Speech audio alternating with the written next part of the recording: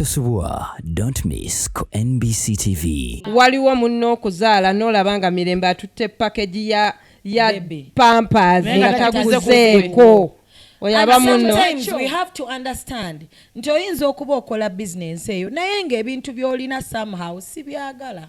Kati kangeze nga nze nina business nga ne mukwano gwange alina business tusobola okuba nga twamanyagana nga business eno tennajjawo naye ate business n'etwawula. Nungi oli mukulu mu birowoozo mbale kyakimalayo era sinze mutega Embyo moyo onachikola okunwanyisa agabe atakomyawo ne mu myaka ne mu ndabika. Nali sinamutegeera chef Nambi nga ndaba chikaina attitude nga ndaba afaanana agayisa agabi nga ndaba bulowooza bangakirowooza era nga ngamba beera atya mukwano gwa Mirembe ye sweet kati nga nze ndaba gwe mbeera zo.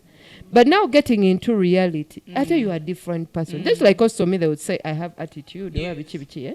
Ajewulira oyo mukazi wa sabbali. Kati ogenda omutuukako. You admire the way they do business. Yeah. Nyinza ogenda ku modern shoplex. Naye nga twavudde ffenne waka, nanvuga bulungi ntuuka ku dduuka kagenze sanga mukaaga ng'olwo ndireeti nnyo. Bwezi wasanga mwena nga sinamukubira ku simu nga owange. Okitegeera? Oyo omusajja akeyaringa.